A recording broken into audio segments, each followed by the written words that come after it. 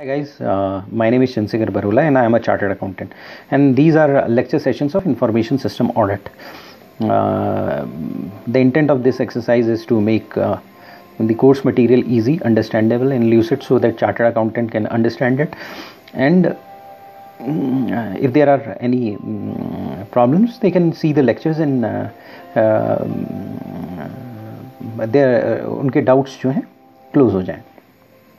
My number is 9899123008. In case of any feedback, you can contact me in this particular number. और अगर आपको कोई professional help चाहिए तो आप मेरे को कांटेक्ट कर सकते हैं.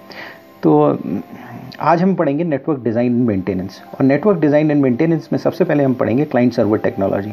क्लाइंट सर्वर टेक्नोलॉजी वैसे तो बहुत ईजी है, लेकिन इसमें काफ़ी कन्फ्यूजन है, क्योंकि क्लाइंट सर्वर टेक्नोलॉजी में ज़्यादातर लोग 2 टायर और 3 टायर ही ज़्यादा जानते हैं. लेकिन बेसिकली क्या है, क्लाइंट सर्वर जो है वो 4 चीज़ों में डिवाइडेड है. पहला 1 tyre monolithic client server technology, 2 tyre client server architecture, 3 tyre client server architecture और N tyre client server architecture. और हर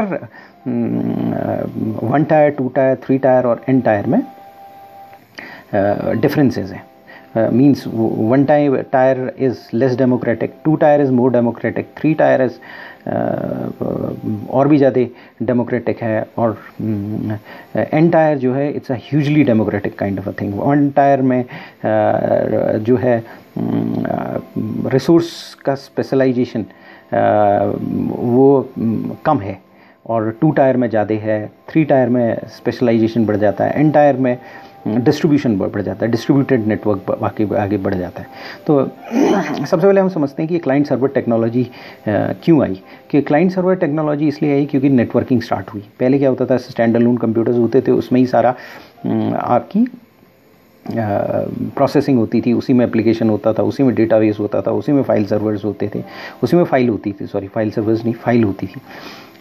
तो धीरे धीरे नेटवर्क्स की ज़रूरत पड़ी. जब 4th जनरेशन टेक्नोलॉजी आई तो पर्टिकुलरली जब हम डेटाबेस बनाने लगे तो उस टाइम पर नेटवर्किंग की और ज़रूरत पड़ी. और फिर नेटवर्क्स ऑफ नेटवर्क्स यानी इंटरनेट आया, तो उसमें तो मैसिव नीड पैदा हुई नेटवर्किंग की. तो जब नेटवर्किंग की नीड पैदा हुई तो 2 चीज़ें पैदा हुई, यानी एक सर्वर, एक क्लाइंट. सर्वर वो था जो सर्व करता था, और क्लाइंट वो था जिसको सर्विस चाहिए होती थी. तो यानी कि सर्वर सर्विस करेगा और क्लाइंट जो होगा वो कहेगा मुझे सर्विस दो. तो यानी कि सिंपल एक माँ और बच्चे का एनालॉजी ले लीजिए. तो बच्चे को जो भूख लगती है तो बच्चा बोलता है कि मुझे खाना, वो रोने लगता है या स्पेसिफिक सिग्नल्स देता है कि मुझे खाना चाहिए, और उसकी माँ उसे खाना देती है या जो चीज़ उसको प्रॉब्लम हो रही है उसको मिटिगेट करती है. तो क्लाइंट सर्वर टेक्नोलॉजी में भी यही होता है कि जो क्लाइंट होता है यानी बच्चा जो होता है वो इनिशिएट करता है, आपका रिक्वेस्ट करता है सर्विस के लिए कि मुझे सर्विसेज चाहिए, और सर्वर सर्व करता है. वो कहता है कि लीजिए सर्विस लीजिए. इसको 5 स्टार होटल की तरह समझ सकते हैं कि आप जाते हो, आप क्लाइंट हो और वो सर्वर है, वो आपको सर्विस दे रहा है. तो आप मेन्यू कार्ड देखते हो और कहते हो कि मुझे ये चीज़ चाहिए, तो वो सारी चीज़ें ला के देता है. तो क्लाइंट सर्वर एक स्पेशलाइजेशन है. आप अपना या तो घर में खाना खुद बना लो, या 5 स्टार होटल में चले जाओ, या नॉर्मल होटल में चले जाओ, कोई भी होटल में चले जाओ जो स्पेशलाइज्ड है खाना बनाने के लिए. वहाँ पर 50 लोग आ रहे हैं और 50 लोगों की अलग अलग सर्विस रिक्वायरमेंट है. तो क्या होता है कि सर्वर भी अलग टाइप के होते हैं. जैसे फॉर एग्जांपल आपका वैष्णव भोजनालय है, या 5 स्टार है, या थाई फूड है, या आपका थाई फूड स्पेशलाइज्ड, इस तरीके से बहुत सारे फूड आउटलेट्स हो सकते हैं. तो ये सारे फूड आउटलेट्स जो हैं अपने एरिया में स्पेशलाइज हो रहे हैं. तो इसी तरह से सर्वर भी स्पेशलाइज्ड होते हैं. कोई फाइल सर्वर है, कोई आपका डेटाबेस सर्वर है, कोई आपका एप्लीकेशन सर्वर है. तो इस तरीके से हमने पहले भी सारे सर्वर्स की क्लासिफिकेशन पढ़ी हुई है. तो सर्वर जो है इस तरह से स्पेशलाइज होते हैं और वो सर्विस प्रोवाइड करते हैं. तो क्लाइंट सर्वर जो है उसका अगर आप जनरल डिस्क्रिप्शन दें तो एक सबसे पहले वो नेटवर्क सिस्टम में होता है, जहाँ क्लाइंट प्रोग्राम इनिशिएट करेगा कॉन्टैक्ट एक सेपरेट सर्वर प्रोग्राम से. और यूजुअली जो सेपरेट सर्वर प्रोग्राम है वो डिफरेंट मशीन में होगा, उसका स्पेसिफिक फंक्शन होगा या पर्पज़ होगा.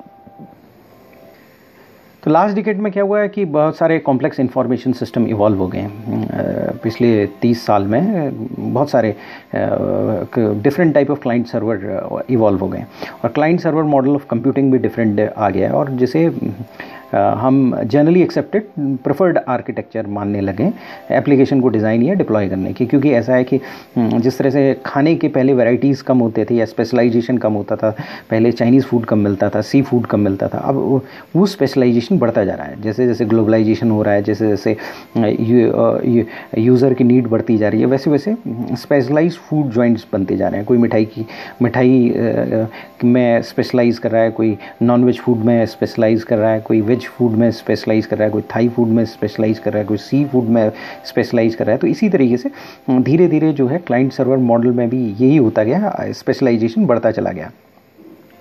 तो अब क्या है, ये सिस्टम काफ़ी कॉम्प्लेक्स इंफॉर्मेशन सिस्टम के रूप में इन्वॉल्व हो चुका है और ये जो है आज की डेट में बहुत प्रेफर्ड मॉडल है, आर्किटेक्चर है एप्लीकेशन डिज़ाइन और डिप्लॉयमेंट का। पर्टिकुलरली इंटरनेट आ गया है। जब इंटरनेट में क्या है, आपको एक से एक सर्वर मिलेंगे। एक याहू सर्वर, मेल सर्वर के लिए आप जीमेल में चले जाएँ, इन्फॉर्मेशन के लिए न्यूज़ के सर्वर्स हैं जो कॉन्टीन्यूसली आपको न्यूज़ दे रहे हैं। तो थाउजेंड्स ऑफ अलग अलग सर्वर हैं, अलग अलग सर्विस प्रोवाइड कर रहे हैं।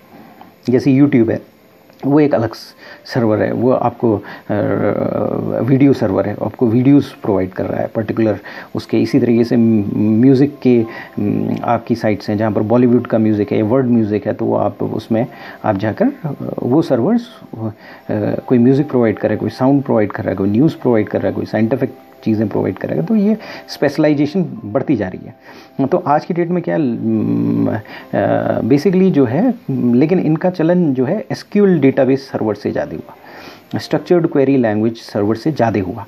क्योंकि हमें क्या होता था कि कोई भी डेटाबेस में है, उसमें से डेटा अगर हम निकाल रहे हैं तो जैसे फॉर एग्जांपल बैंक्स हैं, बैंक्स में क्या है कि आप पहले क्या होता था कि आप नॉर्मली आपके बैंक्स में जाते थे और वहाँ पर क्या होता था, पैसा निकालते थे तो काफ़ी टाइम लगता था। सुबह 9 बजे जाते थे, लाइन होती थी 12 बजे। आज की डेट में क्या होता है, एटीएम्स होते हैं। एटीएम्स में क्या होता है कि आपका इन्फॉर्मेशन एक सेंट्रलाइज सर्वर में होता है, डेटाबेस सर्वर होता है। वो सर्वर में आपकी सारी इन्फॉर्मेशन होती है, पासवर्ड होता है, आपके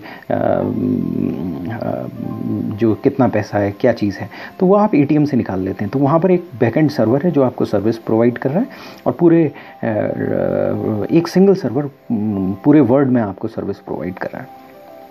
तो ये यानी कि डेटाबेस सर्वर जो है पावरफुल चीज़, जो बैंक्स वगैरह हैं, ये पावरफुल चीज़ ये स्टार्ट हुई जिसने ये क्लाइंट सर्वर को काफ़ी बढ़ावा दिया।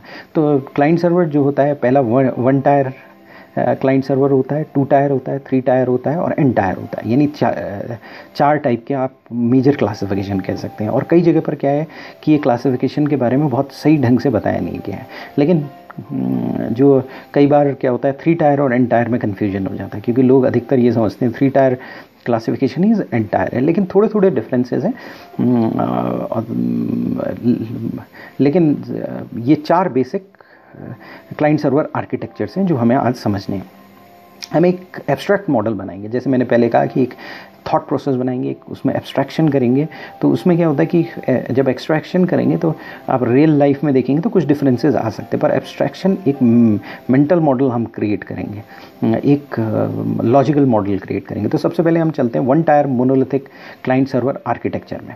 तो 1 tyre monolithic client server architecture जो है, उसको समझने के लिए आप मेन फ्रेम और डम टर्मिनल में आप जा सकते हैं। तो मेन फ्रेम और डम टर्मिनल में क्या होता है कि एक डम टर्मिनल होता है, एक मेन फ्रेम कंप्यूटर होता है। मेन फ्रेम कंप्यूटर्स के पास सारी इन्फॉर्मेशन होती है और डम टर्मिनल के पास कोई इन्फॉर्मेशन नहीं होती है, वो उसको कोई प्रोसेसिंग पावर नहीं होती। मेन फ्रेम में सारी प्रोसेसिंग पावर होती है। डम टर्मिनल जो है जनरली इन्फॉर्मेशन जो आपका इंटरफेस होता है उसमें केवल आप कीबोर्ड्स की स्ट्रोक्स वो कैप्चर करता है और अपनी इंटेंट भेजता है आपकी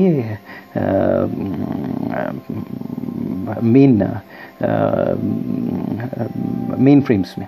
तो मेन फ्रेम उसको प्रोसेस करता है और वहाँ पर सर्वर होता है, वहाँ सारे एप्लीकेशंस होते हैं और वो आपको भेज देता है। तो ये basically 1 tyre monolithic client server architecture है। थोड़ी देर के लिए ये समझ लीजिए कि एक जैसे बैंक है, बैंक में वैसे तो 3 टायर होता है, लेकिन थोड़ी समझने के लिए समझ लीजिए बैंक में अगर मान लीजिए सपोज आप एटीएम में जाते हैं तो वहाँ पर केवल इंटरफेस होता है। आप इंटरफेस में अपनी इन्फॉर्मेशन डालते हैं और वो इन्फॉर्मेशन प्रोसेसिंग के लिए कहीं और चली जाती है। तो अगर वैसे तो बैंक्स में 2 लेयर और होती हैं, लेकिन अगर थोड़ी देर के लिए समझ लीजिए अगर एक और लेयर होती, केवल एक मेन फ्रेम होता, तो वो monolithic 1 tyre monolithic client server architecture होता है। पहले क्या होता था कि मेन फ्रेम्स होते थे जनरली और आपके डम टर्मिनल होते थे। जैसे फॉर एग्जांपल अगर किसी कंपनी में आप काम कर रहे हो तो वहाँ पर कोई इन्फॉर्मेशन है, जैसे IBM वगैरह में, उसमें पावरफुल मेन फ्रेम्स होते थे, बहुत सारी साइंटिफिक एप्लीकेशंस होती थी, उसमें मेन फ्रेम्स होते थे और दूसरी तरफ डम टर्मिनल होते थे। आज क्या है कि दूसरी तरफ इंटेलिजेंट टर्मिनल्स आ गए हैं। तो आज की डेट में ये मॉडल बहुत कम है, मतलब 1 tyre monolithic client server architecture बहुत कम है। इवन जहाँ पर आपके अनइंटेलिजेंट टर्मिनल है वहाँ पर स्मार्ट टर्मिनल आ गए हैं। मतलब 3 टाइप के टर्मिनल होते हैं, एक होता है अनइंटेलिजेंट टर्मिनल, एक होता है स्मार्ट टर्मिनल और एक होता है इंटेलिजेंट टर्मिनल। तो स्मार्ट टर्मिनल में थोड़ी बहुत प्रोसेसिंग होती है और इंटेलिजेंट टर्मिनल जो होता है वो खुद प्रोसेसिंग कर सकता है, उसमें एप्लीकेशन लॉजिक होता है। तो एप्लीकेशन अगर स्मार्ट टर्मिनल आपके पास आ गया है तो वो 2 टायर में आ जाएगा, नहीं सॉरी इंटेलिजेंट टर्मिनल अगर आ गया तो वो 2 टायर में आ जाएगा, लेकिन स्मार्ट टर्मिनल आ गया है तो वो 2 टायर में नहीं आएगा। वो जो है 1 टायर और 2 टायर के बीच का चीज़ है, आप ये समझ सकते हैं। 1 टायर में वो आएगा अगर दूसरी तरफ डम टर्मिनल कुछ नहीं होता है, जैसे कीबोर्ड ऐसे जैसे टाइपराइटर होता है, आप उस की स्ट्रोक मारते हैं, वो की स्ट्रोक चलेगा और आपके पास इंफॉर्मेशन आ गई, ये समझ लीजिए आपके पास केवल कीबोर्ड है, तो दैट इज़ अ डम टर्मिनल। स्मार्ट टर्मिनल में थोड़ी प्रोसेसिंग पावर होती है। इंटेलिजेंट टर्मिनल में आपकी अपनी प्रोसेसिंग पावर होती है क्लाइंट के एंड में पूरी। तो 2 टायर क्लाइंट सर्वर आर्किटेक्चर आने लगा। असल में क्या होता था कि मेन फ्रेम्स में ही सारी चीज़ इंफॉर्मेशन होती थी, तो मेन फ्रेम्स में प्रेशर बहुत पड़ता था और नेटवर्क में इंफॉर्मेशन आने जाने में काफ़ी डिलेड टाइम होता था। तो 2 टायर क्लाइंट सर्वर आर्किटेक्चर आया जिसमें जो क्लाइंट साइड है उसमें इंटेलिजेंट टर्मिनल्स आने लगे। पहले स्मार्ट आए जिसने जो ट्रांजिशन फेज था और उसके बाद इंटेलिजेंट टर्मिनल आए। तो इंटेलिजेंट टर्मिनल जो है अपने एंड में कुछ प्रोसेसिंग कर लेते थे, तो पार्शली प्रोसेस डेटा जो डेटाबेस है वो भेज देता था और जो इंटेलिजेंट टर्मिनल्स थे क्लाइंट थे वो उसको प्रोसेसिंग कर दिया करते थे।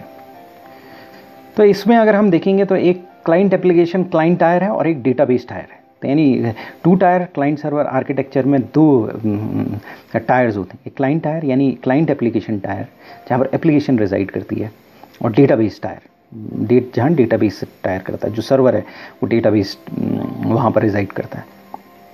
तो 2 टायर क्लाइंट सर्वर में जो है वो आपका डेवलप हुआ लेट 80s या 90s में, और वो बेसिकली डेवलप हुआ लोकल एरिया नेटवर्क्स के लिए, क्योंकि लोकल एरिया नेटवर्क्स में जो है कुछ एप्लीकेशन ये मेन फ्रेम की जगह एप्लीकेशन डेवलप किए जाने लगे लोकल एरिया नेटवर्क्स के लिए। तो उस केस में जो क्लाइंट के पास एप्लीकेशन ज़्यादा होने लगी और डेटाबेस जो है वो सर्वर एंड में होने लगा, यानी डेटाबेस सर्वर में स्पेशलाइज करने लगा। तो यानी कि 2 टायर क्लाइंट सर्वर आर्किटेक्चर में क्लाइंट कम्युनिकेट करता था डायरेक्टली डेटाबेस सर्वर से। तो उसमें क्या होता था कि एक तरफ डेटाबेस का स्पेशलाइजेशन था, दूसरी तरफ क्लाइंट टायर था। इनिशियली क्या था स्टार्टिंग में, और कुछ एप्लीकेशंस के लिए क्या होता था कि जो एप्लीकेशन था कई केसेस में, मोस्टली केसेस में क्लाइंट की साइड आ गया। कुछ डेटाबेस सर्वर में भी एप्लीकेशन होता था, लेकिन जो आइडियली सिचुएशन थी वही थी कि क्लाइंट जो है एप्लीकेशन क्लाइंट में आ गया और डेटाबेस सर्वर में डेटाबेस आ गया। तो डेटाबेस टायर और क्लाइंट टायर 2 टायर क्रिएट हुए, 2 tyre ideal 2 tyre client server architecture में। और डेटाबेस रखा जाता था डेटाबेस टायर में, सर्वर्स में रखा जाता था और ह्यूज डेटाबेस रखा जाता था, और वो उसमें क्लाइंट एप्लीकेशन में क्लाइंट में जो है क्लाइंट एप्लीकेशंस रखी जाती थी। तो स्टार्टिंग में क्या हुआ कि डेटाबेस में फाइल सर्वर रखे जाते थे, फाइल्स रखी जाती थी। बाद में डेटाबेस सर्वर में जो है पहले फाइल सर्वर आया, फिर डेटाबेस सर्वर आया। तो पहले केस में क्या होता था कि फाइल्स रखी जाती थी जो आपके सर्वर एंड में, और फिर बाद में क्या हुआ, डेटाबेस रखे जाने लगा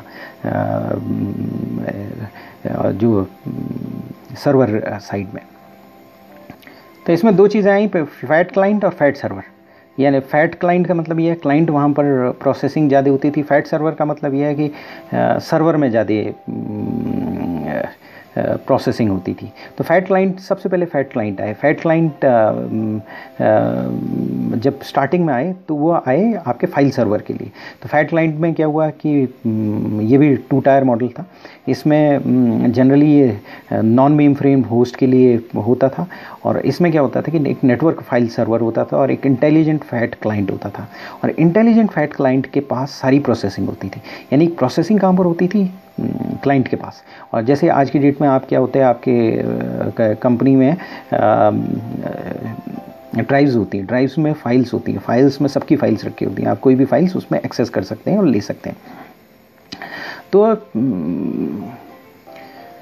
वहाँ पर प्रोसेसिंग पावर बहुत ज़्यादा नहीं होती, वहाँ पर बहुत कम प्रोसेसिंग पावर होती है। वहाँ पर केवल आपको आपके ये फाइल्स को स्टोर करना है और जब ज़रूरत हो आपके नॉर्मल कंप्यूटर्स को दे देना है। तो यानी कि फाइल सर्वर में एक तरफ फाइल सर्वर था और एक तरफ फैट क्लाइंट था। फैट क्लाइंट में सारी प्रोसेसिंग होती थी, यानी आपके एंड में जो यूज़र है उसके एंड में सारी प्रोसेसिंग होती थी। तो फैट क्लाइंट का मतलब ये था कि उसमें लार्ज रिसोर्सेज होता था, CPU होता था, मेमोरी होती थी, डिस्क स्पेस, सारी डिस्क की स्पेस होती थी, यानी कि हार्ड डिस्क होती थी वहाँ पर, जिससे कि उसे प्रोसेसिंग वगैरह में ये हेल्प होती थी। और ग्राफिकल यूज़र इंटरफेस होता था। तो ग्राफिकल यूज़र इंटरफेस स्टार्ट हो गया। ग्राफिकल यूज़र इंटरफेस से क्या होता था कि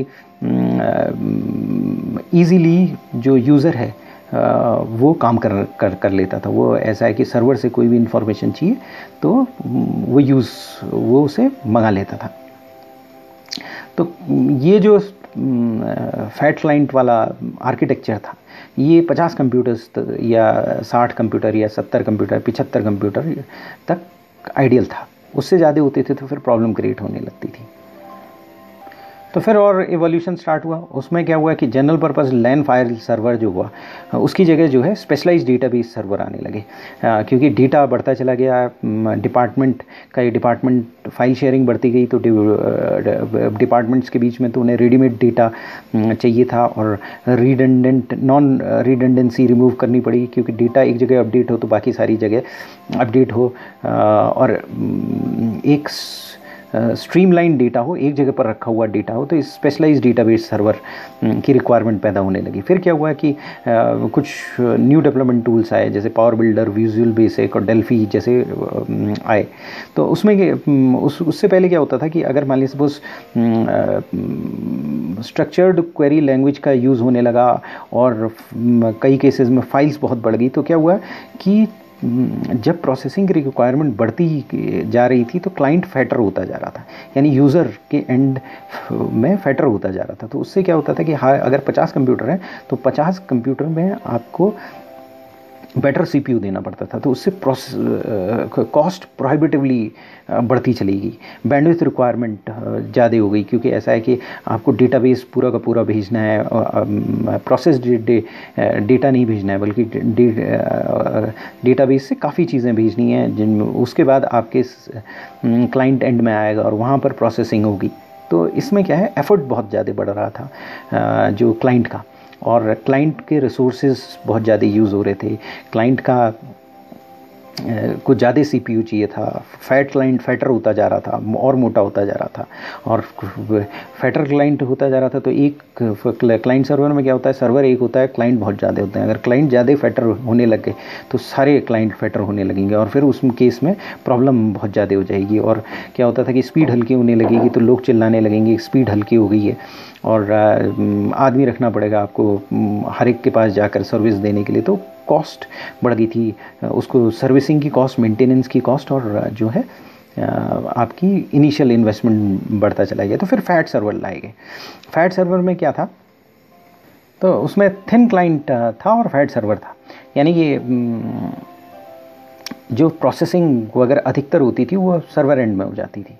तो इसमें क्या होता था कि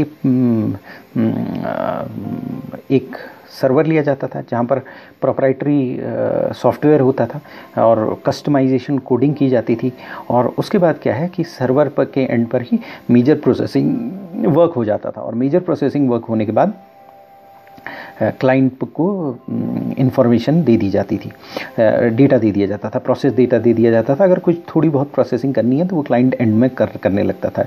डेटाबेस आने पर यह ज़्यादा होने लगा, लेकिन इसमें एक प्रॉब्लम थी। इसमें ये थी कि अगर मान लिया सपोज़ आपको कोई अपडेशन चाहिए और क्लाइंट सर्वर एंड में आपने कोई सॉफ्टवेयर बनाया और सॉफ्टवेयर चेंज कर दिया, तो वो सर्वर एंड में आपने कोई सॉफ्टवेयर बनाया और सॉफ्टवेयर चेंज कर दिया। मालूम पड़ा आपके पास डेटाबेस मैनेजमेंट सर्वर है और सर्वर में आपने कोई स्पेसिफिक सर्वर बना रखा है, उसके साथ 50 कंप्यूटर्स जुड़े हैं जो कि 50 क्लाइंट्स हैं और जो आपस में कम्युनिकेट कर रहे हैं। अब क्या होता था कि अगर आपने सर्वर एंड में कंप्यूटर एप्लीकेशन चेंज की तो सारे अगर आपने सर्वर एंड में एप्लीकेशन चेंज हुई तो आपके जितने क्लाइंट्स के कंप्यूटर्स थे उसमें क्या करना पड़ता था कि सब में प्रोग्रामिंग चेंज करनी पड़ती थी। यानी कि अगर 100 कंप्यूटर्स हैं तो 100 में प्रोग्रामिंग चेंज करनी पड़ती थी। तो इसमें क्या होता था कि काफ़ी मॉडिफिकेशन जो इवोल्यूशन है उसमें प्रॉब्लम आने लगी, क्योंकि कंप्यूटर्स में एक इम्पॉर्टेंट चीज़ है कि इवोल्यूशन बहुत फास्ट है। अगर आप इवॉल्व नहीं कर रहे हैं तो आप ऑब्सलीट हो जाएंगे।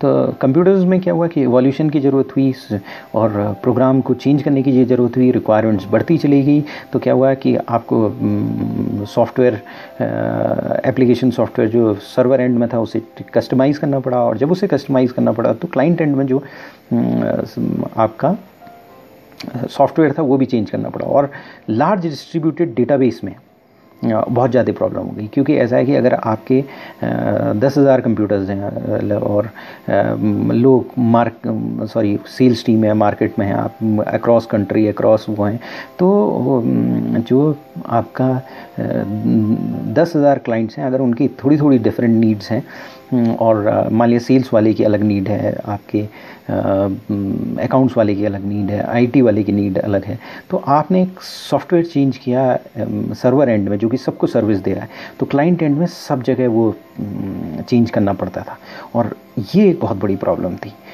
इवोल्यूशन के लिए बहुत बड़ी प्रॉब्लम थी। तो ये 1000-10,000 कंप्यूटर्स जहाँ पर होते थे, जहाँ पर बहुत ज़्यादा एम्प्लॉयज़ हैं, वहाँ पर ये ठीक तरीके से काम नहीं करता था। तो आपके 100 अगर यूज़र्स हैं, 150 यूज़र्स हैं, 200 यूज़र्स हैं तो काम कर लेता था। तो फैट क्लाइंट जो है 50, 60, 70 तक काम करता था, और फैट सर्वर जो है अगर 100 यूज़र्स हैं तब आइडियली सही काम करता था, क्योंकि 100 यूज़र के बाद फिर प्रॉब्लम क्रिएट होती थी। तो यहाँ पर स्ट्रक्चर क्वेरी लैंग्वेज यूज़ की जाने लगी और SQL स्टार्ट हो गई यहाँ पर, और फिर उसके बाद क्या है कि उससे क्या है कि यूज़र्स बढ़ने लगे, हैवी नेटवर्क लोड होने लगा, तो हमें एक नए आर्किटेक्चर की ज़रूरत पड़ी, और वो था 3 टायर आर्किटेक्चर। यहाँ पर ये अभी हम पढ़ रहे थे 2 टायर आर्किटेक्चर। तो 3 टायर आर्किटेक्चर में जो 3 लेयर्स बनी, एक प्रेजेंटेशन लेयर, एक बिजनेस लेयर और एक डेटा लेयर। तो OSI मॉडल से ये क्वाइट डिफरेंट है। वहाँ का लॉजिक अगर आप देखेंगे जो प्रेजेंटेशन या एप्लीकेशन लेयर है वो यहाँ की प्रेजेंटेशन और एप्लीकेशन लेयर से बिल्कुल डिफरेंट है। तो वो अगर क्योंकि एब्स्ट्रैक्शन है, वहाँ पर एक तरीके से हमने कंप्यूटर्स को एक पर्टिकुलर सिचुएशन में कंप्यूटर्स को विजुलाइज करने की कोशिश की है, यहाँ पर अलग तरीके से विजुलाइज करने की कोशिश की। तो दोनों में मिक्स मत करिएगा। तो इसमें क्या है, 3 टायर क्लाइंट सर्वर आर्किटेक्चर आ गया। 3 टायर क्लाइंट आर्किटेक्चर में एक मिडिल टायर पैदा कर दी गई। मिडिल टायर जो है बिजनेस लॉजिक होती थी, यानी कि आपके पास एक इंटरफेस होता था। यानी कि अगर आपके पास 10,000 भी सेल्स टीम वाले बंदे हैं तो 10,000 लोगों के पास एक इंटरफेस होता था, और फिर उसके बाद उस इंटरफेस से वो बात करते थे, कंप्यूटर्स के थ्रू बात करते थे, नेटवर्क्स के थ्रू बात करते थे, और मिडिल वेयर में जाता था। और मिडिल वेयर से वो जाता था डेटाबेस सर्वर्स में उसके बाद कम्युनिकेशन होता था, क्योंकि डेटाबेस स्ट्रक्चर्ड क्वेरी लैंग्वेज के थ्रू डेटाबेस सर्वर में जाता था और वहाँ से इंफॉर्मेशन वो लेता था। तो इसमें 3 लेयर्स हुई। एक प्रेजेंटेशन लेयर हुई जो क्लाइंट के उसमें था, इंटरफेस क्लाइंट, एक इंटरफेस जो यूज़र इंटरफेस जो क्लाइंट के लैपटॉप में होता था, और वो प्रेजेंटेशन लॉजिक उसे कहते थे। और दूसरा होता था मिडलवेयर, जो बिज़नेस लेयर हो या बिज़नेस लॉजिक जिसे कहते थे, उसके लिए एक स्पेशलाइज सर्वर होता था और ये बिज़नेस लॉजिक उस सर्वर में होता था। और फिर एक डेटाबेस सर्वर होता था, यानी कि 3 मशीन्स होती थी। एक क्लाइंट के एंड पर मशीन होती थी, यानी 10,000 यूज़र हैं तो उनके एंड में होती थी। फिर एक स्पेशलाइज सर्वर होता था जो एप्लीकेशन सर्वर होता था, वो कहीं भी हो सकता है, मतलब वो जहाँ पर डेटाबेस सर्वर है उसी बिल्डिंग में हो सकता है या डिफरेंट बिल्डिंग में हो सकता है, लेकिन वो डिफरेंट होते थे। यानी एप्लीकेशन सर्वर अलग होता था, डेटाबेस सर्वर अलग होता था। असल में क्या है, जैसे फॉर एग्जांपल एक सिचुएशन विजुलाइज करें कि अगर मान लिया सपोज आप अगर इंटरनेट से आप कम्युनिकेट करते हैं तो क्या होता है, इंटरनेट से आप कम्युनिकेट करते हैं तो पहले आपकी जितनी भी इंफॉर्मेशन जाएगी प्रॉक्सी सर्वर में जाएगी, और प्रॉक्सी सर्वर से इसके पहले एक फायरवॉल होगा। प्रॉक्सी सर्वर जो है रूट करेगा आपके वेब सर्वर को, जहाँ पर आपकी इनिशियल आपका कम्युनिकेशन होगा। वेब सर्वर से पहले एक फायरवॉल होगी जो कि वहाँ पर वही इंफॉर्मेशन भेजने देगी जो कि अगर ऑथराइज्ड है। और वेब सर्वर के बाद आएगा application server. Web server application server से कम्युनिकेट करेगा। एप्लीकेशन सर्वर जो है आपका डेटाबेस सर्वर से करेगा। तो सब जगह फायरवॉल लगी होगी। तो डेटाबेस सर्वर में सारा डेटा होगा, तो कोई भी आदमी वहाँ पर तक ईजिली नहीं पहुँच सकता है। अगर आपकी इंटरनेट के थ्रू वो वहाँ पर पहुँचना वर्चुअली इम्पॉसिबल है, क्योंकि हर स्टेज पर फायरवॉल्स लगी हैं। और इंटरनेट के थ्रू आप केवल प्रॉक्सी सर्वर से कम्युनिकेट कर सकते हैं। प्रॉक्सी सर्वर ही एप्लीकेशन सर्वर से, वेब सर्वर से कम्युनिकेट करेगा, क्योंकि अगर प्रॉक्सी सर्वर के अलावा कोई और कम्युनिकेट करना चाहेगा वेब सर्वर से तो वो कम्युनिकेशन करने ही नहीं देगा, मतलब उसके कम्युनिकेशन को इग्नोर कर देगा, ड्रॉप कर देगा। तो यानी कि अगर आप मान लिया सपोज जीमेल को कांटेक्ट करते हैं तो जीमेल क्या होगा, प्रॉक्सी सर्वर में जाएगा। यानी चंद्रशेखर बरोला का पासवर्ड सपोज CHANDRA है और उसका यूज़र नेम CS बरोला C है, तो वो उस पासवर्ड को वो प्रॉक्सी सर्वर पर जाएगा। प्रॉक्सी सर्वर के थ्रू वेब सर्वर पर जाएगा। अगर चंद्रशेखर बरोला डायरेक्टली वेब सर्वर में कम्युनिकेट करना चाहेगा तो वो पॉसिबल नहीं होगा। वेब सर्वर केवल प्रॉक्सी सर्वर से कम्युनिकेट करेगा। तो अब सपोज मेरा पासवर्ड मैंने डिमांड किया, कोई इन्फॉर्मेशन या ईमेल में एक्सेस कर रहा हूँ, तो मेरा यूज़र नेम और पासवर्ड गया एप्लीकेशन सर्वर के पास, और वेब सर्वर एप्लीकेशन सर्वर के बीच में कम्युनिकेशन हुआ, और एप्लीकेशन सर्वर से वेब सर्वर ही कम्युनिकेट कर सकता है, और यह डेटाबेस सर्वर कम्युनिकेट कर सकता है, कोई और सर्वर कम्युनिकेट नहीं कर सकता है। एप्लीकेशन सर्वर ने डेटाबेस सर्वर से पूछा कि ये पासवर्ड और ये यूज़र नेम है, आप ये बताइए ये मैच करता है कि नहीं मैच करता है।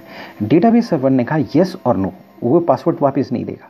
पासवर्ड एक बार उसके अंदर स्टोर हो गया तो सिक्योरिटी पर्पज़ के लिए वो पासवर्ड कभी रिट्राइव नहीं होगा। तो आपने देखा होगा कि कई बार आपको पासवर्ड चेंज करने की ज़रूरत पड़ती है, भूल जाते हैं तो पासवर्ड नहीं आता आपको नया पासवर्ड डालने लगता है, क्योंकि डेटाबेस सर्वर में जो आपका पासवर्ड है वो आपको वापस नहीं देता है वो किसी भी कंडीशन में। वो जब आप पासवर्ड देते हैं तो एप्लीकेशन सर्वर डेटाबेस सर्वर से कहता है कि ये पासवर्ड है कि नहीं है, तो वो उसको रिसोर्सेज एक्सेस करना देगा, यानी मेल्स एक्सेस करने देगा। अगर नहीं है तो वो ड्रॉप कर देगा उसे। तो यानी कि जो आपका 3 टायर क्लाइंट सर्वर आर्किटेक्चर है उसमें एक प्रेजेंटेशन लेयर, एक बिजनेस लेयर, एक डेटा लेयर है। हर लेयर अलग जगह पर होती है, हर लेयर जो होता है वो अलग मशीन पर होता है, और हर लेयर से पहले फायरवॉल होता है, और प्रेजेंटेशन लेयर जो है बिजनेस लेयर से कम्युनिकेट करती है और बिजनेस लेयर डेटा लेयर से कम्युनिकेट करती है। तो यानी कि जो प्रेजेंटेशन लेयर है वो एप्लीकेशन सर्वर से या बिजनेस लेयर से या बिजनेस लॉजिक से कम्युनिकेट करेगी, और वो डायरेक्टली डेटा लेयर से कम्युनिकेट नहीं कर सकती है। तो जो 3 टायर इन्वायरमेंट है उसमें एक फ्रंट एंड कंपोनेंट है, बैक एंड कंपोनेंट है और मिडिल कंपोनेंट है। तो फ्रंट एंड कंपोनेंट जो है वो प्रेजेंटेशन लॉजिक होगा, जो बैक एंड कंपोनेंट है उसमें डेडिकेटेड सर्वर होंगे जैसे डेटाबेस सर्वर होंगे, मिडिल कंपोनेंट है वो कंट्रोल और शेयर करने के लिए यूज़ होगा। अब इसका फ़ायदा क्या है? उसका फ़ायदा ये है कि जैसे फ्रंट एंड कंपोनेंट है, फ्रंट एंड कंपोनेंट में आपने कोई चेंज करना है तो बाकी जगह चेंजेस नहीं होंगे, तो आपकी मेंटेनेंस इजी है। मालूम पड़ा आपका मोबाइल आया, कल की डेट में आपका जो प्रेजेंटेशन लॉजिक है उसको आपको चेंज करना है। मोबाइल आया तो आपने क्या किया कि वहाँ पर मोबाइल के लिए अलग सॉफ्टवेयर है, क्योंकि अगर आप किसी साइट को HDFC की साइट को एक्सेस करेंगे तो मोबाइल में खोलेंगे तो वो अलग तरीके से खुलेगी। अगर आप उसको उस कंप्यूटर में, नॉर्मल कंप्यूटर में खोलेंगे तो उस तरह वो अलग तरीके से खुलेगी। अगर ATM में खोलेंगे तो वो अलग तरीके से ओपन होगा। अगर मान लीजिए उस तीनों जगह अलग तरीके से वो ओपन होगी, तो वो जो है प्रेजेंटेशन लॉजिक है। तो यानी ATM में आप जाएंगे तो कार्ड करेंगे तो वो प्रेजेंटेशन लॉजिक अलग है। अगर आप मोबाइल में करेंगे तो उसका जो इंटरफेस है, व्यू ऑफ इंटरफेस डिफरेंट होगा। अगर आप उसे कंप्यूटर्स में करेंगे तो उसका डिफरेंट होगा, क्योंकि जो मोबाइल्स के लिए एक स्पेशलाइज सॉफ्टवेयर बनता है जिससे कि वो क्योंकि वहाँ जगह काफ़ी कम होती है इसलिए उसमें काफ़ी चीज़ें नज़र नहीं आती हैं, तो ताकि आपकी ईज़ हो यूज़ करने के लिए। तो प्रेजेंटेशन लॉजिक में जब चेंज करना है, मालूम पड़ा कोई नया स्मार्टफोन आ गया और उसमें आप जो है बायोमेट्रिक्स भी यूज़ कर सकते हैं, और आपको थोड़ा और सिक्योरिटी बनानी है मोबाइल के केस में, स्पेसिफिक मोबाइल्स के केस में, स्पेसिफिक कस्टमर के केस में, तो प्रेजेंटेशन लॉजिक आप चेंज कर सकते हैं, इंटरफेस चेंज कर सकते हैं, यानी उन मोबाइल्स के लिए स्पेसिफिक लॉजिक क्रिएट कर सकते हैं और दूसरे मोबाइल्स के लिए स्पेसिफिक लॉजिक क्रिएट कर सकते हैं। कंप्यूटर्स विद बायोमेट्रिक्स के लिए अलग लॉजिक क्रिएट कर सकते हैं, दूसरे के लिए अलग लॉजिक क्रिएट कर सकते हैं, प्रोग्राम एप्लीकेशन सॉफ्टवेयर क्रिएट कर सकते हैं। तो इसमें क्या है, अगर मान लीजिए सपोज आपको प्रेजेंटेशन लेयर में चेंज करना है तो बिज़नेस लेयर में आपको कोई प्रॉब्लम नहीं, क्योंकि बिज़नेस लेयर में अगर आप कोई चेंज कर रहे हैं तो सबके इंटरफेस चेंज करने की आपको ज़रूरत नहीं है, और अगर आप डेटाबेस सर्वर में कुछ चेंज कर रहे हैं तो बाकी चीज़ों में चेंज करने की ज़रूरत नहीं। इससे सिक्योरिटी बढ़ गई कि हर एक आदमी को आप रिस्पॉन्सिबल, अलग अलग आदमी को अलग अलग जगह की रिस्पॉन्सिबिलिटी दे सकते हैं। जैसे फॉर एग्जांपल आपने किसी से प्रेजेंटेशन लॉजिक चेंज करवाना है तो उसे आप डेटाबेस के राइट्स नहीं देंगे, उससे कहेंगे कि डेटाबेस से आपका कोई मतलब नहीं है, आपका केवल प्रेजेंटेशन से मतलब है, आप इस सॉफ्टवेयर में चेंज कीजिए बस, इसकी कोडिंग में चेंज कीजिए बस, एप्लीकेशन से आपका कोई मतलब नहीं है। और एप्लीकेशन वाले को आप डेटाबेस सर्वर वो नहीं देंगे, और डेटाबेस सर्वर में अगर कोई चेंजेस कर रहे हैं, वहाँ पर सॉफ्टवेयर में कोई चेंजेस कर रहे हैं तो उस आदमी के एक्सेस, उसकी सिक्योरिटी, उसकी वेरिफिकेशन आप काफ़ी लेवल तक बढ़ा देंगे। तो इससे क्या हुआ कि अलग अलग लेवल में स्पेशलाइजेशन आ गया 3 टायर आर्किटेक्चर में। लेकिन 3 टायर आर्किटेक्चर कहाँ पर यूज़ होने लगा? जहाँ पर बड़े डेटाबेस थे, स्ट्रक्चर्ड क्वेरी लैंग्वेज यूज़ होनी थी, जहाँ डेटाबेस मैनेजमेंट सिस्टम था, बैंक्स थे जैसे फॉर एग्जांपल, वहाँ पर इनका यूज़ बहुत होने लगा, और ये बहुत पावरफुल भी थे, क्योंकि किसी भी ATM से अगर आप पैसा निकालेंगे, किसी भी टाइम पर आप पैसा निकाल सकते हैं और कहीं पर भी वर्ल्ड में कहीं निकाल सकते हैं, और 1 सेकंड बाद अगर किसी दूसरे ATM से पैसा निकालना चाहेंगे तो अगर पूरा पैसा आपने विड्रॉ कर लिया होगा तो वो नहीं निकालने देगा, क्योंकि सारी चीज़ एक डेटाबेस से लिंक्ड है। इसमें एक चीज़ और थी कि अगर मान लिया सपोज़ कहीं पर एक जगह प्रॉब्लम आई तो दूसरी जगह पर अगर अफेक्ट नहीं होता था। फॉर एग्जांपल आपका प्रेजेंटेशन लेयर है, वहाँ पर अगर किसी के कहीं पर कोई बग्स आ गया या कोई प्रॉब्लम आ गई तो वो बिजनेस लेयर या डेटा लेयर को अफेक्ट नहीं करता था। तो ये एडवांटेज थे 3 टियर क्लाइंट सर्वर आर्किटेक्चर के। तो यानी कि जो चेंजेस होने लगे यूज़र इंटरफेस या एप्लीकेशन इंटरफेस में इंडिपेंडेंट होने लगे, यानी कि इंटरफेस इंडिपेंडेंट हो गया सबसे पहली इंपॉर्टेंट चीज़। और इससे कि इवोल्यूशन तेज होने लगा और नई रिक्वायरमेंट्स मीट आउट होने लगी, यानी कंटिन्यूसली इवोल्यूशन हो सकता था। और या हम ये कह सकते हैं कि इंटरफेस इंडिपेंडेंस या एप्लीकेशन इंडिपेंडेंस होने के कारण इवोल्यूशन ईजी हो गया। उसके बाद नेटवर्क बॉटलनेक कम हो गया, क्योंकि ऐसा है कि जो फॉर एग्जांपल अगर एप्लीकेशन लेयर है वो अपने लेवल पर प्रोसेसिंग करती थी और प्रोसेस डेटा ही भेजती थी क्लाइंट को, तो उसे अगर ज़्यादा उसके एंड में प्रोसेसिंग पावर उतनी ज़्यादा यूज़ नहीं होती थी, उसकी प्रोसेसिंग पावर यूज़ नहीं होती थी, तो उसके एंड में बॉटलनेक ज़्यादा नहीं होता था। तो एप्लीकेशन सर्वर को आप पावरफुल कर दो और उसके एंड पर लोअर इंटरफेस दे दो, एक हल्का सा बहुत मिनिमल प्रोसेसिंग हो जिसमें, और क्या है कि वहाँ पर नेटवर्क बॉटलनेक जो है बिल्कुल कम हो जाता था, क्योंकि उससे क्या होता था कि ईजीली बग्स नहीं होते थे, वो कुछ की स्ट्रोक मारकर कम्युनिकेट कर लेता था।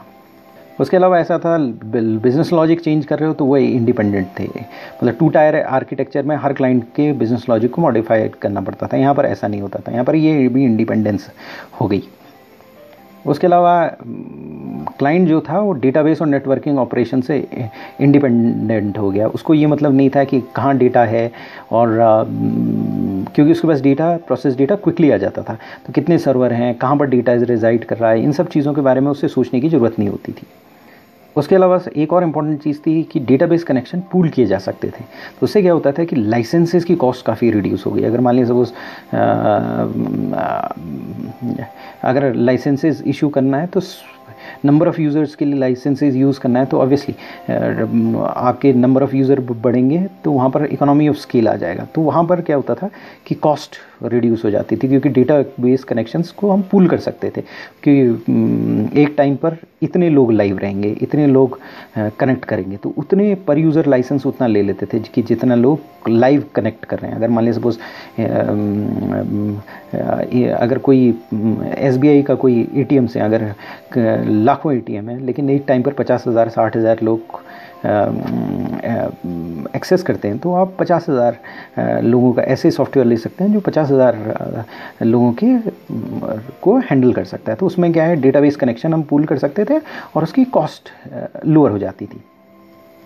तो डेटाबेस इंडिपेंडेंस हो जाती थी, और डेटा लेयर में जो स्टैंडर्ड SQL यूज़ होती थी उससे बाकी लोगों का कोई मतलब नहीं होता था, बाकी लेयर्स का कोई मतलब नहीं होता था, और ये वेंडर स्पेसिफिक नहीं होती थी। क्योंकि ऐसा है कि अगर मान लिया सपोज़ एक अगर आपको कम्युनिकेट करना है स्ट्रक्चर्ड क्वेरी लैंग्वेज, तो आज ओरेकल एक प्लेटफॉर्म है जिसमें DBMS जो है ओरेकल को यूज़ करता है, तो वो प्लेटफॉर्म इंडिपेंडेंट है। वो सारे वेंडर्स हैं, एक वहाँ पर एक पर्टिकुलर प्रोटोकॉल बन गया है और वो प्रोटोकॉल हर जगह यूज़ होता है, ओरेकल हर जगह यूज़ होता है। तो वो ICICI बैंक का नेटवर्क जो है SDFC से कम्युनिकेट कर सकता है। तो यहाँ पर क्या हुआ कि प्लेटफॉर्म इंडिपेंडेंट हो गया। और उसके बाद क्या था कि एप्लीकेशन लेयर जो है वो अपग्रेड की जा सकती थी, 3rd generation 4th generation language में लिखी जा सकती थी, और इन हाउस कैपेबिलिटीज़ यूज़ की जा सकती, कॉन्स्टेंट अपग्रेडेशन हो सकता था। तो ये सारी चीज़ें जो हैं 3 टायर के लिए बहुत इंपॉर्टेंट है। 3 टायर में एक चीज़ जो हमने एक चीज़ और एम्फसाइज कर सकते हैं, वही है फैट मिडिल होता था, यानी मिडिल टेयर फैट हो गई यहाँ पर। पहले तो 2 टायर में तो मिडिल टायर होती ही नहीं थी, मिडिल लेयर होती ही नहीं थी, लेकिन यहाँ पर जो एप्लीकेशन लेयर थी वो फैट मिडिल हो गई। तो जो आपका मिडिल टायर जो है वो वेब से कम्युनिकेट करती थी HTTP या RPC रिमोट प्रोसीजर को प्रोटोकॉल्स का यूज़ करके, और मिडिल टायर जो है फर्दर इंटरेक्ट करती थी बैकएंड सर्वर से। तो स्टैंडर्ड डेटाबेस प्रोटोकॉल्स यूज़ करती थी, जैसे SQL यूज़ कर सकती है, ODBC यूज़ कर सकती है, JDBC यूज़ कर सकती है। तो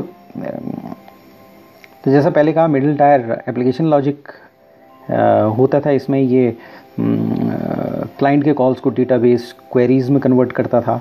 और बेसिकली अगर आप विजुलाइज करना चाहते हैं तो फिर से फाइनली आप इस तरह से विजुलाइजेशन कर सकते हैं कि एक बंदा, मैं बैठा हूँ इंटरनेट में और ईमेल को एक्सेस करने की कोशिश कर रहा हूँ। मैंने बात की प्रॉक्सी सर्वर से, प्रॉक्सी सर्वर, मेरे और प्रॉक्सी सर्वर के बीच में फायरवॉल है, मैंने प्रॉक्सी सर्वर से बात की, मैं केवल प्रॉक्सी सर्वर से बात कर सकता हूँ। प्रॉक्सी सर्वर जो है वो एप्लीकेशन सर्वर या वेब सर्वर के पास गया। वेब सर्वर के पहले एक फायरवॉल है, वो उसको फ़िल्टर करेगी, डेटा को फ़िल्टर करेगी, राइट आ रहा है कि नहीं राइट आ रहा है, प्रॉक्सी सर्वर से आ रहा है कि नहीं आ रहा है, प्रॉक्सी सर्वर से आ रहा है उसी को लेगी, फिर वो भेजेगी एप्लीकेशन सर्वर के पास। एप्लीकेशन सर्वर जो है वो फैट मिडल होगा, वहाँ पर सारी प्रोसेसिंग होगी। वहाँ प्रोसेसिंग होने के बाद वो बात करेगा डेटाबेस सर्वर से। तो डेटाबेस सर्वर जो है वो हाईली सिक्योर हो जाएगा, क्योंकि डेटाबेस सर्वर केवल एप्लीकेशन सर्वर से बात करेगा, बाकी किसी से वो बात नहीं करेगा, उसको किसी से एक्सेस नहीं होगा। लॉजिकल एक्सेस उसका हर जगह बंद होगा। दो टाइप के एक्सेस हैं, फिजिकल एक्सेस और लॉजिकल एक्सेस। फिजिकल एक्सेस यानी जिस जगह पर वो है वहाँ पर आप फिजिकल कंट्रोल लगा सकते हैं, सिक्योरिटी गार्ड्स वगैरह लगा सकते हैं।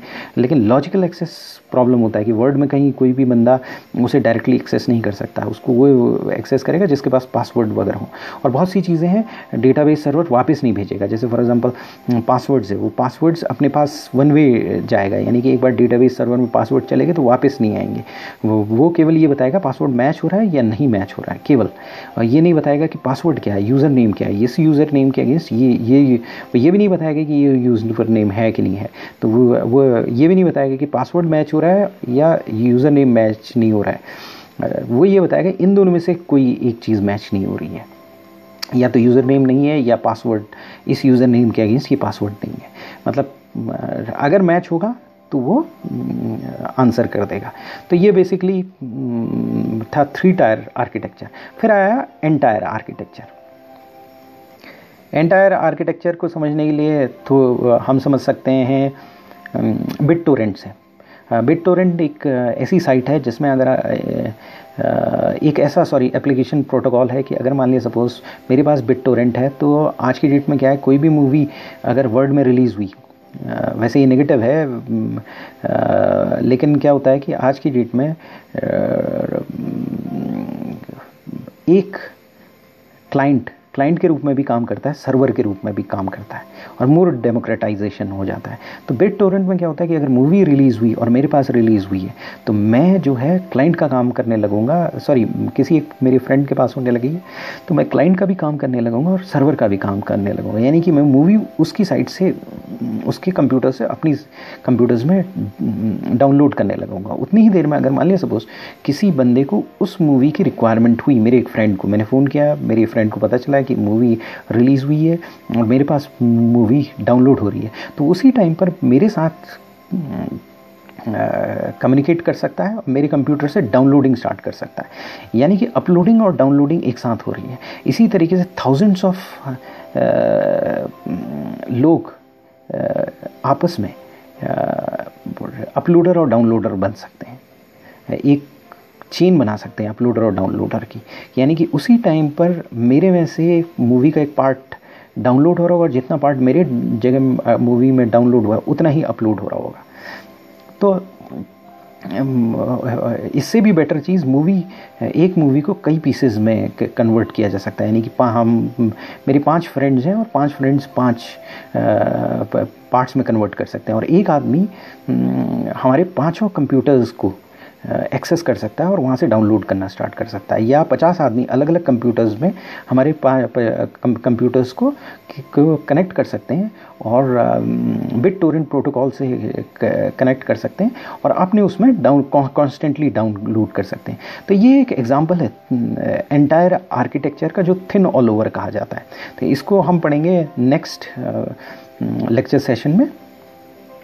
In case of any feedback, you can contact me at 9899 123 008. Thanks.